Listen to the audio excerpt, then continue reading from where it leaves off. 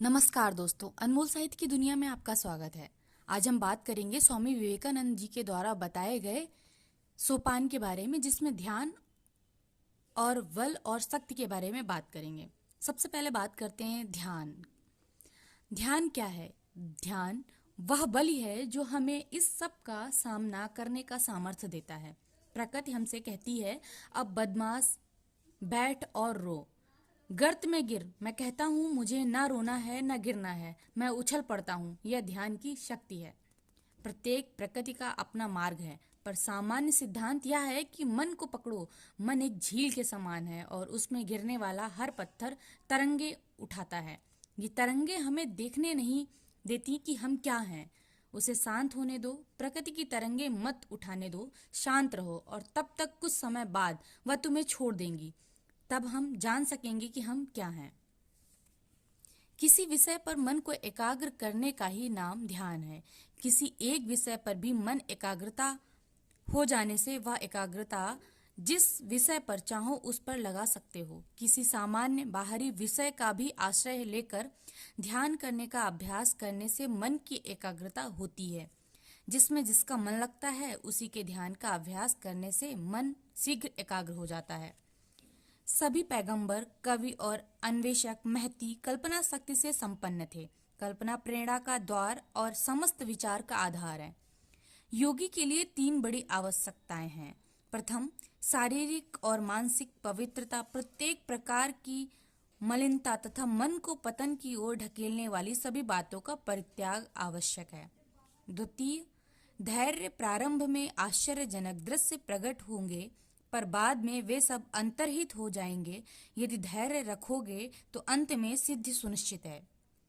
तृतीय, लगन। सुख दुख, स्वास्थ्य अस्वास्थ्य, सभी दशाओं में साधना में एक दिन का भी नागा ना करो।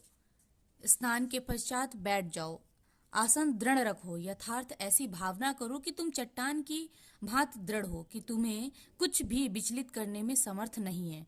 कंधे, सिर और कमर एक सीधी रेखा में रखो, पर मेरुदंड के ऊपर जोर न डालो। समस्त शरीर के पूर्ण होने के भाव का चिंतन करो, यह सोचते हुए कि मुझे सत्य का साक्षात्कार करने के हेतु यह ईश्वर द्वारा प्रदान साधन है।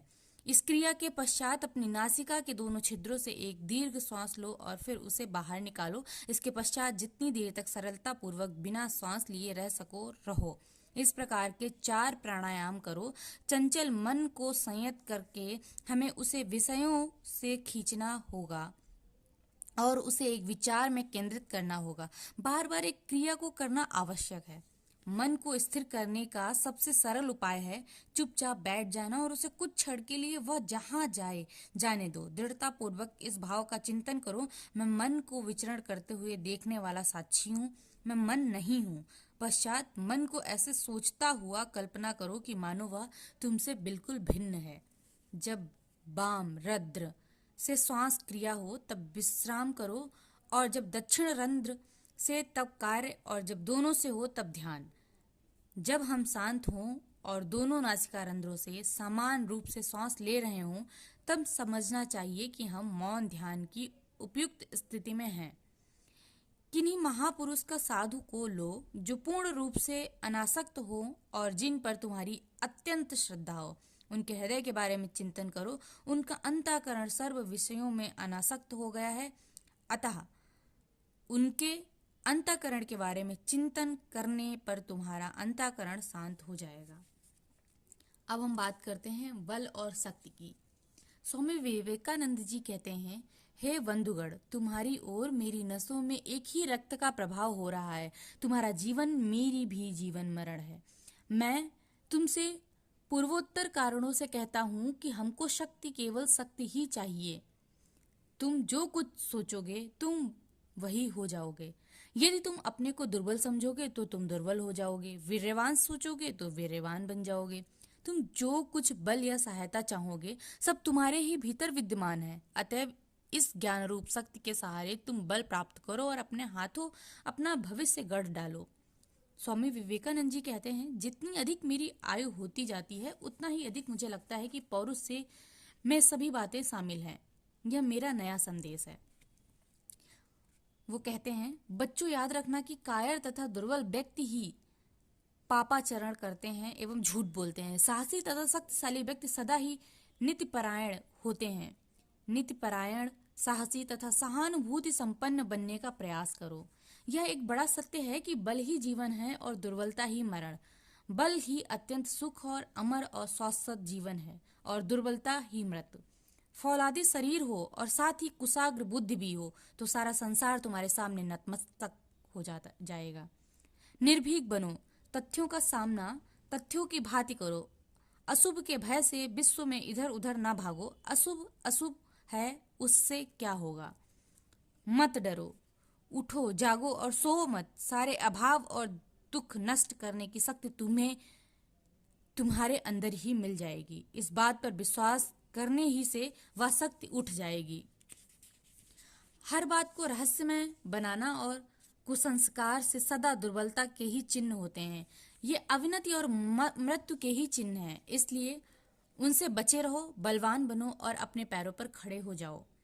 सीखने का पहला पाठ यह है, निश्चय कर लो कि बाहरी किसी भी वस्तु पर तुम दोष ना मढ़ोगे और उसे अभिशाप ना दोगे। इसके विपरीत मनुष्य बनो, उठ खड़े हो और दोष स्वयं अपने ऊपर मढ़ो। तुम अनुभव करोगी कि यह सर्वदा सत्य है।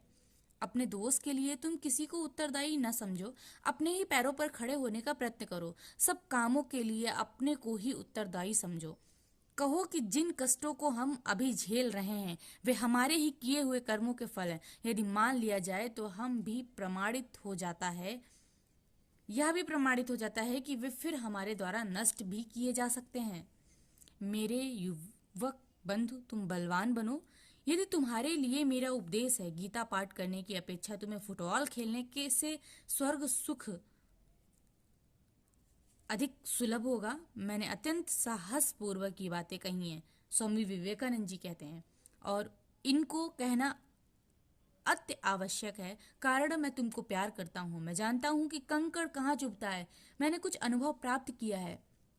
बलवान शरीर से अथवा मजबूत पुट्टों से तुम गीता को अधिक समझ सकोगे। शरीर में ताजा रक्त होने से तुम कृष्ण की महती प्रतिभा और महान तेजस्विता को अच्छी तरह समझ सकोगे। किसी बात से मत डरो, तुम अद्भुत कार्य करोगे। जिस क्षण तुम डर जाओगे उसी क्षण तुम बिल्कुल शक्तिहीन हो जाओगे।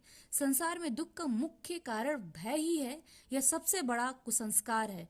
भय हमारे दुखों का कारण है और यह निर्भीकता है जिससे क्षण भर में स्वर्ग प्राप्त होता है।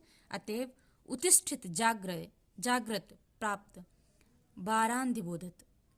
मत कहो हम दुर्लभ हैं, हम सब कुछ कर सकते हैं। हम क्या नहीं कर सकते हैं?